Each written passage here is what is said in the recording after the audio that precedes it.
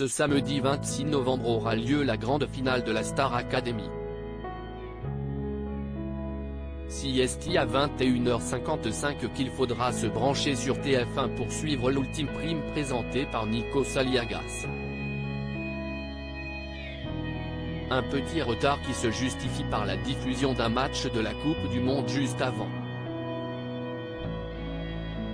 Qu'à cela ne tienne, la production a bien prévu de faire le show pour clôturer cette saison événement du programme remis au goût du jour.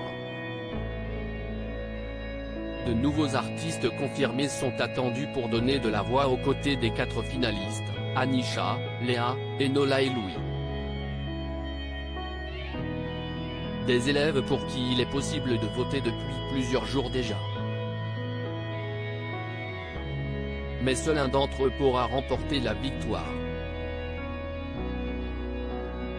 En attendant de savoir de qui il s'agira, la vie au château de Damary-les-Lys se poursuit tranquillement.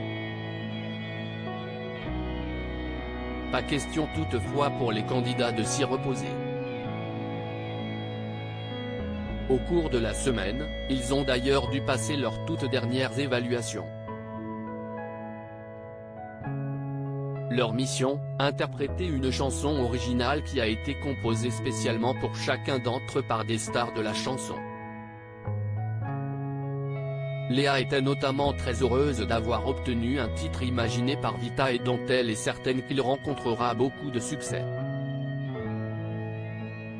Ce jeudi soir, Michael Goldman a annoncé que CST Léa qui avait remporté les dernières évaluations, elle qui n'a jamais été en tête du classement depuis le début de l'aventure.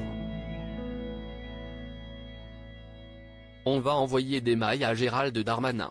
Mais entre 2 répétitions, l'heure est davantage à la réflexion. Les 4 finalistes imaginent en effet déjà leur vie après le château, lorsqu'ils retrouveront leurs habitudes. Pour Anisha, l'avenir s'annonce malheureusement plus vague que les autres. La jeune femme redoute de ne pas pouvoir rester en France.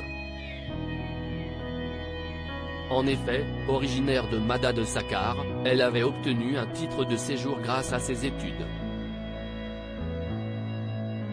Un titre qui pourrait lui être retiré si elle décide de les arrêter pour se consacrer à la musique, sa véritable passion.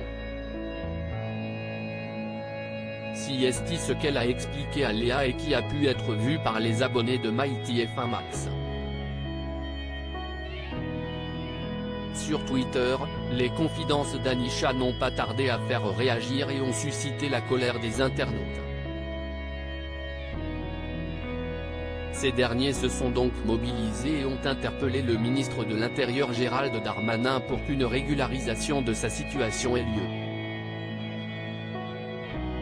Anisha explique que si elle arrête ses études en sortant du château, elle ne verra pas son titre de séjour renouvelé et devra repartir à Madagascar.